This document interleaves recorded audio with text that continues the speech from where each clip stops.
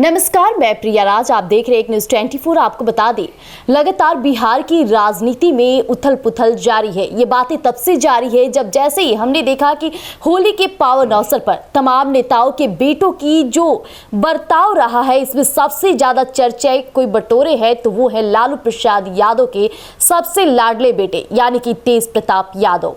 हालांकि ये बातें उठी रही थी, लेकिन दूसरी तरफ बिहार के सीएम यानी नीतीश कुमार के बेटे निशांत कुमार को काफी सरल व्यक्ति माना जाता है और व्यवहार से भी उन्हें सुशील माना जाता है। अब सवाल उठता है कि निशांत कुमार की बातें इन दिनों क्यों चर्चाएं में तेज हो गई। आपको बता दें, इसे लेकर जदयू पार्टी के बाहर कई तरह के पोस्टर भी लगे और दूसरी तरफ देखा जाए कि निशांत कुमार किसी ऐसे बड़े नेता से मुलाकात किए हैं जो राजनीति को दो पहलुओं में बंटवारा कर दिया है। आज इन्हीं मुद्दों पर चर्चा करेंगे। इस चर्चा के लिए मेरे साथ में दोनों सहयोगी शाहिल और राहुल मौजूद है। तो चलिए सबसे पहले बात करते हैं राहुल जी से। राहुल जी, लगातार देखा गया कि होली के पावन अवसर पर जहां हर कोई रंगों से एक दूसरे को जुड़ाव महसूस कर रहा था, तो दूसरी तरफ नेताओं के बेटों की जो हरकतें रही, कई बार अश्लील वीडियो भी सामने आई, कई बार रूल्स रेगुलेशन को तोड़ते नजर आए और दूसरी तरफ जो बिहार के सीएम पद पर बैठे हैं यानी कि नीतीश कुमार के बेटे निशांत कुमार को हमेशा से सरल व्यक्ति कहा जाता है,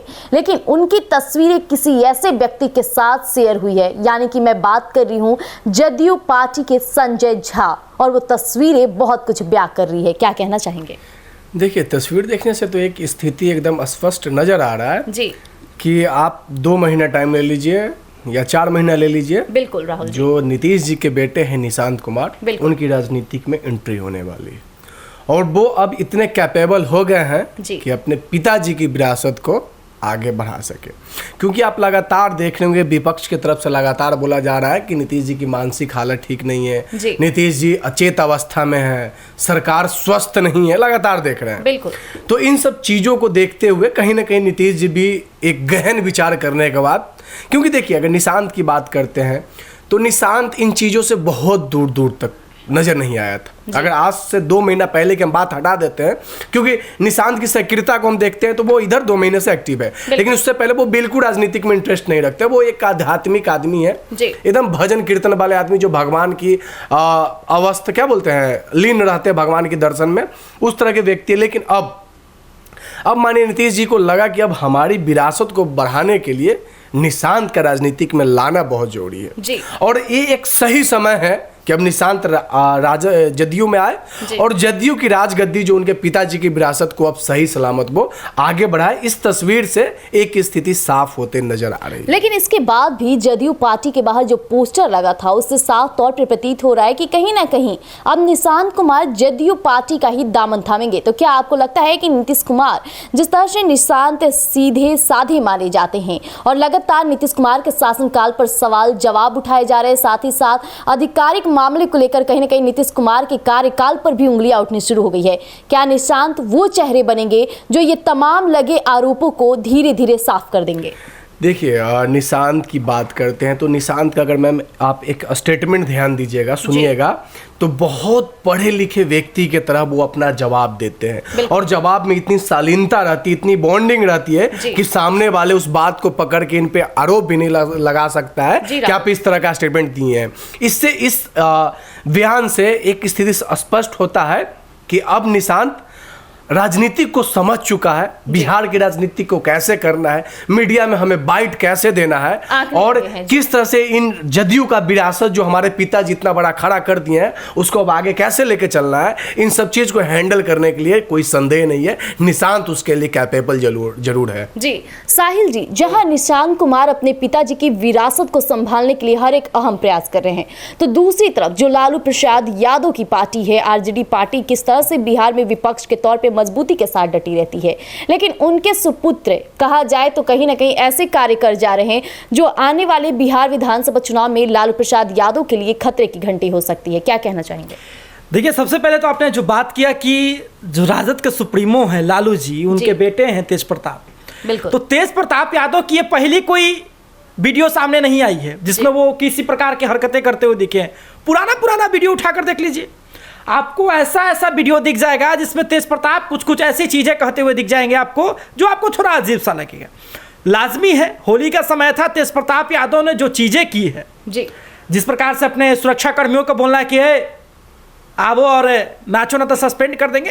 तो देखिए, अगर आप साथ में रह रहे हैं सहयोगी के तौर पे तो कहना ठीक है, लेकिन सबके सामने कहना ये कहीं ना कहीं गलत है। बिल्कुल। जिस प्रकार से वो जो है निकलते हैं बिना हेलमेट के और जो है कि मुख्यमंत्री आवास तक पहुंच जाते हैं, समर्थकों को भी जो है मतलब कि साथ में बैठा तो वो भी हेलमेट लेके बिना ही चल जाते हैं, तो कहीं ना कहीं ये गलत है। और बात होती है नीतीश कुमार के सुपुत्र की, तो आपको बता दें कि नीतीश कुमार हमेशा से परिवारवाद के खिलाफ रहे हैं जी, कि हम परिवार के किसी व्यक्ति को राजनीति में शामिल नहीं करेंगे। लेकिन इसका यह भी मतलब नहीं, आप परिवारवाद का थोड़ा परिभाषा समझिए। परिवारवाद में जो है होता है क्या है कि भाई अगर हम नेता हैं तो अगला नेता हमारा बेटबे होगा, ये परिवारवाद जी। और हम नेता हैं तो हमारा बेटा भी नेता हो सकता है, इसमें परिवारवाद नहीं है। नीतीश कुमार जी एक कुशल नेता रहे हैं। आपको बता दें कि एक समय उनको रोजगार पुरुष कहा गया है, विकास पुरुष कहा गया है। और नीतीश कुमार के जो बेटे हैं वो इंजीनियर है, एक सुलझे हुए एक शालीन व्यक्ति, एक ऐसा व्यक्ति जो कि धीरे धीरे कहते हुए बातों में बहुत कुछ कह जाता है। और निशांत कुमार की चर्चा इसलिए है, उनको ऐसा लग रहा है कि नीतीश कुमार की इस लेगेसी को, इस विरासत को अगर कोई आगे लेकर जा सकता है तो वो निशांत कुमार हैं। अगर नीतीश कुमार किसी पे भरोसा नहीं करती, बात ध्यान रखिए। लेकिन साहिल जी, गौर फरमाने वाली बात है कि जहां निशांत की इतनी तारीफें हो रही है तो वहीं नीतीश कुमार के शासनकाल पर सवाल उठ रहे हैं। इन दिनों तमाम ऐसे आपराधिक मामले निकलकर सामने आए। हमेशा से नीतीश कुमार कहते हैं कि हमारे शासनकाल में तो आपराधिक मामले धीरे धीरे घटते जा रहे हैं और लालू प्रसाद यादव की बार बार शासनकाल पर तंज कसते हैं। लेकिन ये जो मामले लेकर अभी नीतीश कुमार घिरे पड़े हैं, इससे क्या कहना चाहेंगे आप? देखिए, अगर बात आप आपराधिक घटनाओं की करते हैं तो कहीं ना कहीं बिहार की लॉ एंड ऑर्डर की स्थिति इस वक्त थोड़ी खराब है।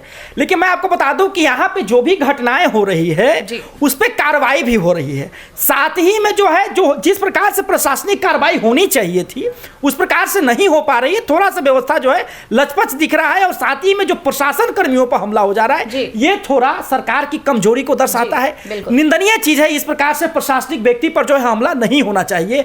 और बात है कि लॉ एंड ऑर्डर की स्थिति, तो आपको बता दें कि कुछ समय पहले जी हाँ, जिस वक्त नीतीश कुमार राजगद्दी संभाले थे उस वक्त उनका शासनकाल 5 से 10 साल बहुत बेहतरीन रहा था और कहीं ना कहीं बिहार की लॉ एंड ऑर्डर की स्थिति थोड़ी ठीक रही थी।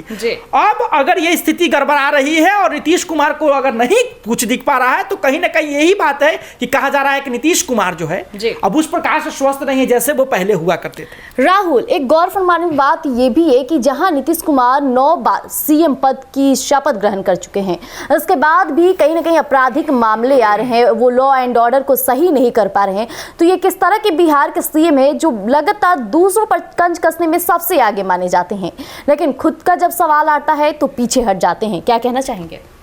देखिए, अगर जदयू की नेताओं की बात करें या एनडीए सरकार की बात करें, अगर हम लोग उनसे मौजूदा हालत पे सवाल करते हैं तो हमें सीधे फ्लैशबैक में लेके चलते हैं कि बताइए 2005 से पहले क्या होता था। जब भी आप एनडीए में जो भी घटक दल है, अगर उनके किसी भी प्रवक्ता से आप जब बाइट लीजिएगा तो सीधे कहेंगे कि आप 2005 से पहले देखिएगा क्या होता था। देखिए, हम 2005 की दौर में नहीं जाना चाहेंगे, वर्तमान की बात करते हैं जहां 9 बार माननीय नीतीश जी मुख्यमंत्री पद की शपथ लेते हैं, लगातार बिहार की जनता को कहते हैं कि आप लोग चिंता मत करिए, बिहार में सुशासन की राज है। आप लगातार बात बात में स्टेटमेंट में देखते होंगे। लेकिन इस किस तरह की सुशासन की राज है जहां 3 दिन में 21 हत्याएं होती है बिहार में, जहां जिसमें 2 पुलिसकर्मी एसआई जिसको सब इंस्पेक्टर करते हैं वो भी संलिप्त होते हैं इन हत्या में, 2 उन लोगों की भी हत्या की।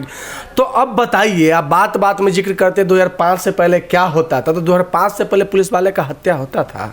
अरे जो रक्षा कर रहा है ग्रामीण का वो तो सुरक्षित नहीं है, ग्रामीण की तो बातें हटाइए।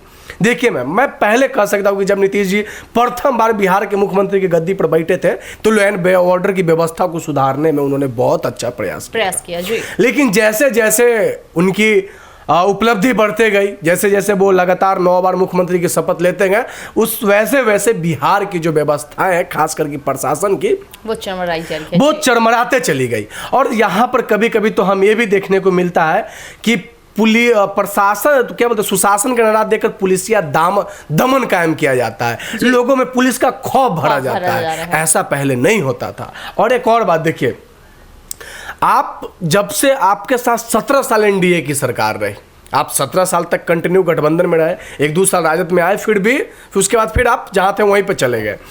लेकिन इन 17 सालों 18 सालों में अगर हम 5 साल नीतीश जी के कार्यकाल को हटा देते हैं तो आपको प्रशासनिक व्यवस्था ग्राउंड लेवल पे जीरो नजर आएगा जी। और साथ में एक और बात मैं बता देना चाहता हूँ, ये तेज प्रताप वाले मामले में तेज प्रताप के होली के मौके पर उन्होंने कहा दिया कि दीपक सिपाही नाचो, आज नहीं नाचोगे तो सस्पेंड कर दिए जाओगे जी। ये होली का त्यौहार था, होली में सब खुश मिजाज टाइप के थे।